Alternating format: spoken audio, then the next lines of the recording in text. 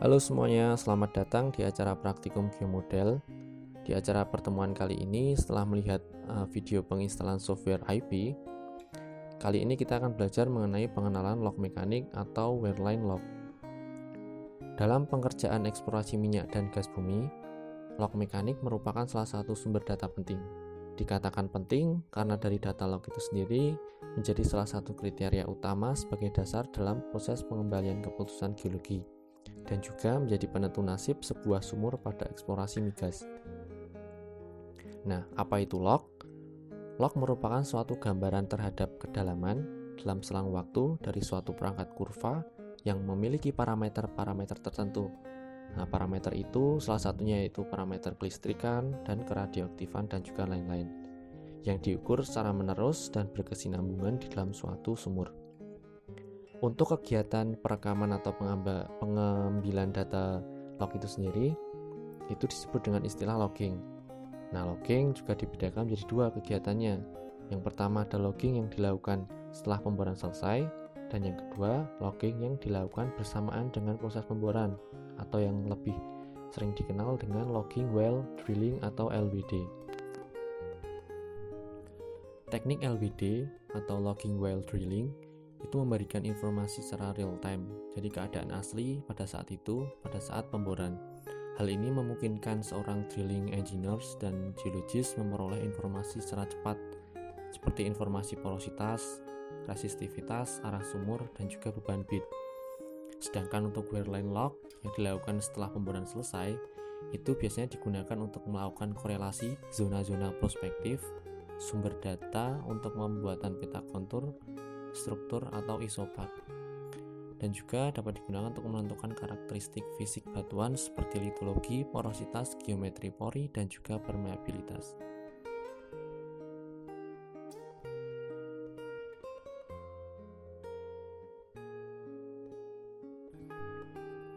Wireline log itu dibedakan menjadi dua juga. Yang pertama yaitu open hole logging, di mana logging yang dilakukan pada sumur atau lubang bor yang belum dilakukan pemasangan casing. Semua jenis log dapat dilakukan pada jenis open hole logging. Dan yang kedua ada case hole logging. Case hole logging itu dilakukan pada sumur atau lubang bor yang sudah dilakukan pemasangan casing. Hanya beberapa jenis log yang bisa digunakan atau dapat digunakan untuk membaca. Yang pertama ada GR, yang kedua ada kali, dan yang ketiga ada NMR. Untuk prinsip pembacaan log ada beberapa macam. Yang pertama ada prinsip pembacaan log berdasarkan sifat kelistrikan. Yang pertama ada log spontaneous potensial, dan yang kedua ada log resistivity. Kedua log ini itu pembacaannya berdasarkan prinsip kelistrikan. Yang kedua ada prinsip pembacaan log radioaktif. Ini seperti contohnya log gamma ray atau GR, ada log density atau RHUB, dan ada log neutron atau NPHI. Terus untuk log pembacaan yang ketiga ada prinsip mekanik, itu seperti log kaliper atau kali. Untuk macam-macam log itu sendiri, itu jenis-jenis log yang umum digunakan itu dibedakan menjadi tiga, dikategorikan menjadi tiga berdasarkan penggunaannya. Log yang pertama yaitu log zona permeabilitas. Log zona permeabilitas itu ada log gamma ray atau GR, yang kedua ada log spontaneous potensial atau SP, dan yang ketiga ada log kaliper atau kali. Untuk log yang jenis yang kedua ada log resistivitas. Log resistivitas itu sendiri macamnya ada log resistivity, dan jenis yang ketiga ada log porositas. Nah, log porositas itu ada jenisnya ada log density, RHUB, log neutron atau NPHI, dan yang terakhir ada log sonic. Baik, sekarang kita masuk ke penjelasan mengenai masing-masing log. Log tadi kan sudah dijelaskan bahwa ada tiga macam berdasarkan penggunaannya, yaitu ada log permeable, log resistivity, dan juga log porositas. Kita masuk ke log jenis yang pertama, yaitu log zona permeable. Log yang digunakan untuk mengidentifikasikan lapisan variabel antara lain yang pertama ada log gamma ray atau log GR. Nah, prinsipnya, teknisnya, log GR ini dia memancarkan sinar gamma yang ditembakkan dalam lubang bor dan menabrak unsur-unsur radioaktif, sehingga nantinya didapatkan atau diperoleh suatu catatan terhadap kedalaman dari radioaktivitas alami suatu formasi. Nah, sifat keradioaktifan ini berasal dari unsur-unsur di dalam batuan, seperti uranium, thorium, dan juga potasium. Nah, satuan GR itu adalah API atau API. Dalam melakukan evaluasi formasi, log GR digunakan untuk yang pertama, digunakan untuk menentukan volume lempung. Yang kedua, untuk mendeteksi adanya mineral radioaktif. Dan yang terakhir, digunakan untuk mengidentifikasi litologi dan juga zona permeabel. Seperti pada gambar berikut, yaitu pada respon gamma ray pada suatu formasi. Nah, ini dijelaskan bahwasannya log GR itu dapat digunakan untuk menentukan jenis litologi. Nah, formasi-formasi yang sering mempunyai kandungan radioaktif kecil, dia akan menunjukkan defleksi yang ke arah kiri atau ke arah yang angkanya 0 atau kecil. Nah, begitu juga sebaliknya, apabila kandungan radioaktifnya itu tinggi, maka kurva lognya akan berarah ke arah kanan atau ke arah yang nilainya lebih besar. Formasi lempung itu formasi yang kedap dan mempunyai sifat keradioaktivitasnya tinggi. Untuk log zona permeabel yang kedua setelah log GR, kita masuk ke log spontaneous potential atau SP. Log SP adalah log yang memancarkan arus listrik. Konsepnya dia memancarkan arus listrik ke dalam lubang bor untuk mendapatkan catatan kedalaman dari perbedaan potensial listrik antara elektroda di permukaan yang tetap dengan elektroda yang bergerak naik turun di dalam lubang bor. Untuk satuan SP itu sendiri yaitu milivolt, di mana pada zona lempung penjelasannya kurva SP menunjukkan garis lurus yang disebut dengan cell baseline. Nah, pada formasi yang permeabel, kurva SP ini dia sifatnya akan menjauh dari garis lempung. Pada zona permeabel yang cukup tebal, kurva SP mencapai suatu garis konstan. Nah, penyimpangan atau defleksi positif maupun negatif dari sel baseline terjadi adanya perbedaan salinitas antara lumpur dan kandungan fluida dalam batuan. Nah, defleksi kurva SP selalu dibaca dari sel baseline, di mana bentuk dan besar defleksi yang terjadi itu dapat dipengaruhi oleh ketebalan lapisan batuan formasi, ketahanan lapisan batuan, ketahanan sel dalam lapisan batuan, dan juga diameter lubang bor. Untuk skemanya, skematis dari gejala SP pada formasi dengan resistivity tinggi itu dapat dijelaskan pada gambar berikut. Log SP itu digunakan dalam evaluasi formasi untuk yang pertama menentukan kandungan lempung, yang kedua menentukan batas lapisan dan tebal formasi, yang ketiga korelasi sumur pada sumur yang belum diberi selubung, terus untuk menghitung RW, terus juga untuk indikasi secara kualitatif lapisan sepi.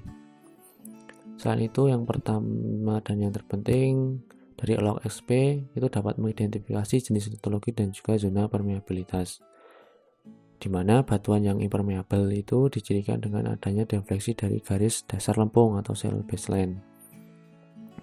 Defleksi tersebut dapat positif maupun negatif tergantung dari harga tahanan jenis lumpur atau RMF dan tahanan jenis air formasi atau RW. Nah, bila RW ini lebih kecil daripada RMF atau tahanan jenis lumpur, maka defleksi kurva akan ke arah kiri atau negatif. Begitu juga dengan sebaliknya. Untuk log zona permeabel yang ketiga ada log kaliper atau kali. Dia teknisnya akan memberikan gambaran kondisi diameter dan juga litologi terhadap kedalaman lubang bor. Untuk peralatannya, kaliper log ini dia dilengkapi dengan pegas, di mana pegas ini dapat mengembang secara fleksibel sesuai dengan ukuran diameter lubang sumurnya. Nah, untuk kegunaan kaliper itu sangat banyak, tapi yang utama yang perlu diketahui itu untuk menghitung volume lubang bor guna menentukan volume semen pada saat opti cementing.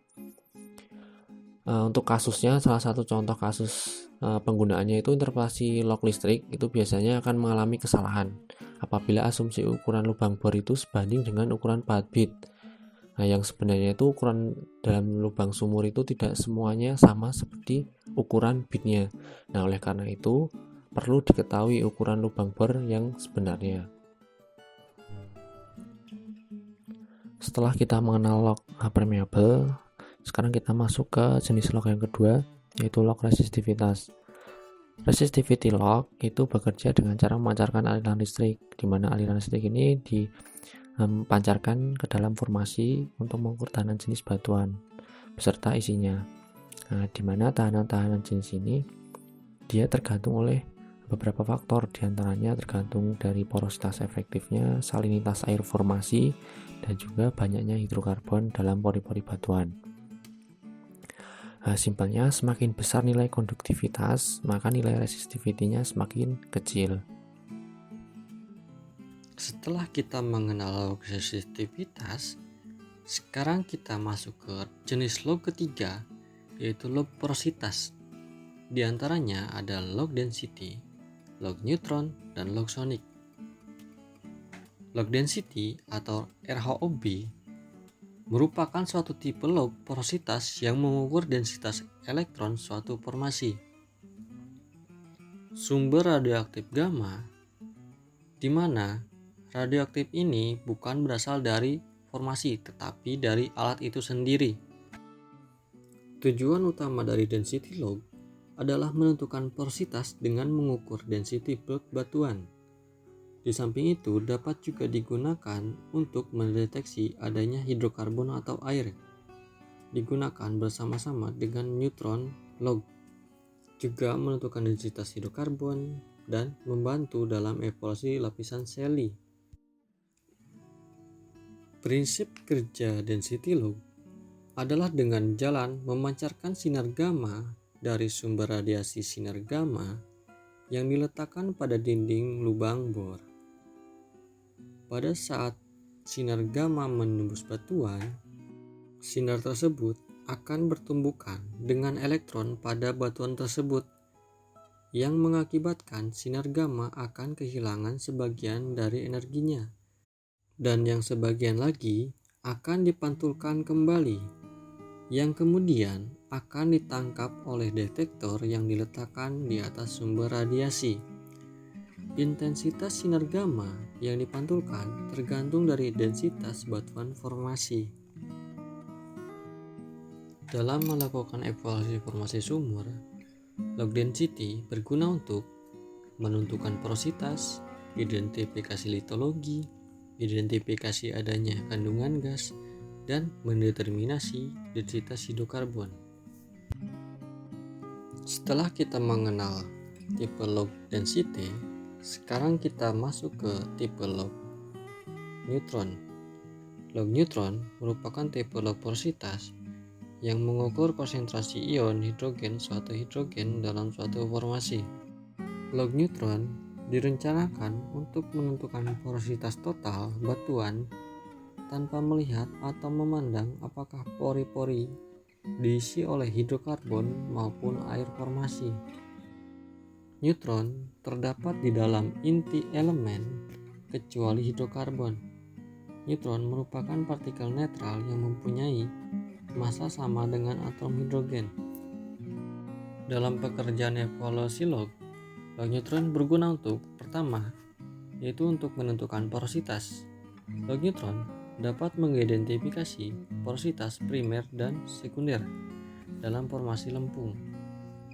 Dalam formasi lempungan, log neutron juga mendeteksi kandungan air dalam partikel-partikel sebagai porositas. Yang kedua ialah mengidentifikasi litologi. Litologi dapat dideterminasikan dengan menggabungkan log density, log neutron, dan log sonic dalam suatu closed spot. Yang ketiga ialah identifikasi adanya gas. Adanya gas dalam suatu formasi dapat dideteksi dengan menggunakan gabungan log density dan log neutron. Adanya gas ditunjukkan dengan nilai porositas density lebih besar dari nilai porositas neutron. Dalam kasus ini, harga porositas neutron lebih kecil daripada porositas yang sesungguhnya. Setelah kita mengenal log neutron, sekarang kita masuk ke tipe log sonic. Tipe log sonic merupakan log yang digunakan untuk mengukur porositas. Selain density log dan neutron, dengan cara mengukur interval transit time atau delta T, yaitu dengan waktu yang dibutuhkan oleh gelombang suara untuk merambat di dalam batuan formasi sejauh 1 feet. Peralatan sonic log menggunakan sebuah transmitter atau pemancar gelombang suara dan 2 buah receiver atau penerima. Bila pada transmitter dipancarkan gelombang suara, maka gelombang tersebut akan merambat ke dalam batuan formasi dengan kecepatan tertentu yang akan tergantung pada sifat elastisitas batuan, kandungan fluida, porositas, dan tekanan formasi. Kemudian, gelombang ini akan terpantul kembali menuju lubang bor dan akan diterima oleh kedua receiver. Selisih waktu penerimaan ini direkam oleh log dengan satuan microsecond per feet yang dapat dikonversikan dari kecepatan rambat gelombang suara dalam feet per second. Dalam suatu evolusi formasi, log sonic berguna untuk yang pertama ialah menentukan porositas. Log sonic dapat mengukur harga porositas primer, namun tidak dapat mengukur porositas sekunder. Yang kedua ialah identifikasi litologi. Litologi dapat dideterminasi dengan cara penggabungan log density, neutron, dan sonic dalam suatu crosspot. Yang ketiga ialah mendeteksi adanya fracture. Sekian pembahasan dari kami. Mohon maaf bila ada salah kata. Kami ucapkan terima kasih banyak telah menonton. Jika ada pertanyaan atau masukan, silahkan tulis di kolom komentar. Dan jangan lupa klik like dan subscribe. Terima kasih telah menonton.